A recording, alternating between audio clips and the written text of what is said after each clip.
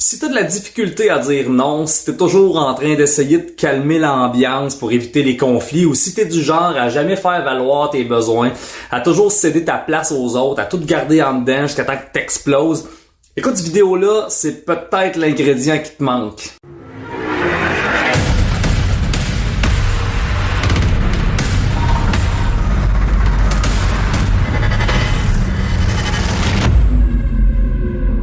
Fait que t'as l'impression que les gens abusent de ta gentillesse pis de ta générosité. Des fois même t'essayes de faire valoir ton point en étant ridiculement trop généreux, en espérant que les autres vont finir par se sentir coupables de trop t'en demander. Je te comprends tellement, je suis pareil. Je fais aussi partie des nice guys, des people pleasers, des gens agréables.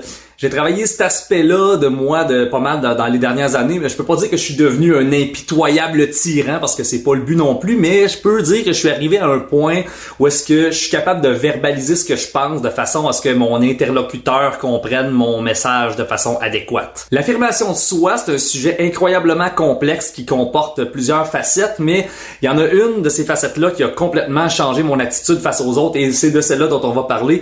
Mais avant, je te souhaite la bienvenue sur la chaîne YouTube d'Architecture Mentale. Si tu t'intéresses à tes pensées, au développement personnel, à l'entrepreneuriat, si tu cherches à améliorer ton quotidien, tes habitudes, tes relations pour que ta vie devienne une aventure passionnante plutôt qu'un tourbillon de stress, d'ennui puis de confusion, abonne-toi puis oublie pas de cliquer sur la petite cloche pour être certain de pas manquer une vidéo ou un podcast. Donc, c'est quoi la chose qui a mis une main de fer dans la mitaine que j'étais?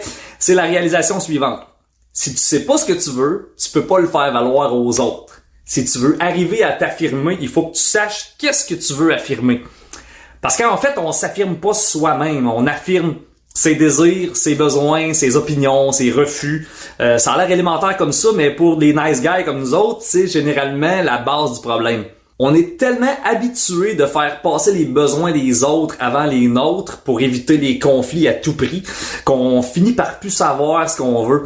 On est tellement embourbé dans notre soif de validation par les autres qu'on en devient absorbé dans une espèce d'empathie malsaine puis on finit par plus savoir où nos besoins s'arrêtent puis où ceux des autres commencent. Puis souvent, on veut tellement pas voir cette faiblesse-là qu'on finit par se développer des systèmes philosophiques où l'altruisme règne. On essaie par tous les moyens de percevoir notre criant manque de colonne vertébrale comme une vertu noble et pure. Alors je pose la question. Est-il réellement vertueux celui qui par son incapacité est contraint à la vertu?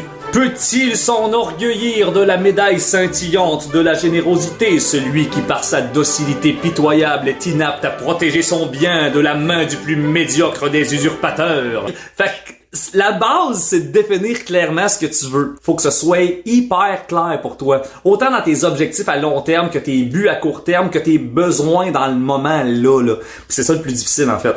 Exemple, si c'est clair pour toi que tous les soirs de la semaine, de 6 à 10, tu travailles sur ton projet d'entreprise en ligne parce que tu t'es fixé une date de lancement puis que ta liste de tâches est planifiée à minute près, bien, quand ton chumé qui t'emprunte tout le temps du cash va t'appeler pour que t'ailles te saouler la gueule avec lui au bar chez Bonhomme mardi soir puis qu'il va te culpabiliser de pas prendre soin de tes chums puis il va te dire que l'amitié c'est plus important que tes petits projets qui marcheront même pas anyway, mais tu vas avoir beaucoup plus de facilité à le confronter puis à lui dire non parce qu'en plus de savoir que ce gars-là, c'est un asti de sensu qui va boire sur ton bras pis qui te remettra jamais ton cash, tu vas aussi savoir que t'as besoin de ton énergie pour travailler sur ton projet encore demain pis que t'as besoin de ton argent pour investir dans ton entreprise pis surtout que t'as besoin de sortir ce gars-là de ta vie si tu veux arriver à construire le projet qui va te donner la vie que tu veux pis qui va te permettre d'aider des gens qui veulent réellement se faire aider. Ça, c'est une chose, mais ça va aussi beaucoup plus loin que ça.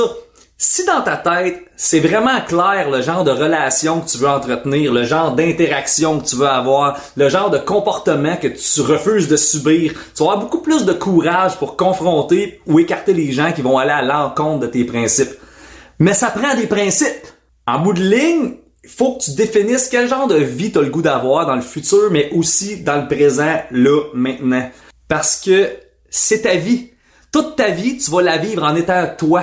Non seulement tu as le droit d'exister, mais tu te dois le respect. Tu as le devoir d'obliger les autres à te respecter, à respecter tes limites et à respecter tes principes.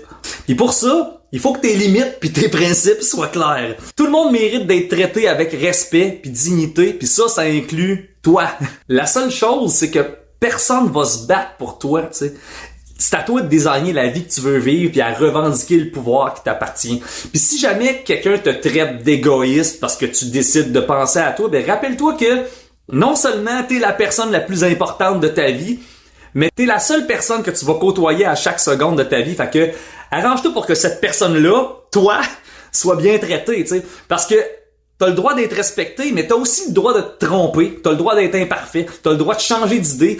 Puis si quelqu'un de ton entourage te rejette parce que t'as verbalisé ce qui était important pour toi, ce qui était en accord avec tes valeurs, avec ta conception de la justice, de l'intégrité puis de la dignité, ben dis-toi que t'as fait le ménage. Tu vas sûrement avoir moins de monde autour de toi, mais ceux qui vont rester, ils vont être là pour les bonnes raisons, tu sais. Puis en bout de ligne, probablement que tu vas te ramasser avec plus de monde autour de toi.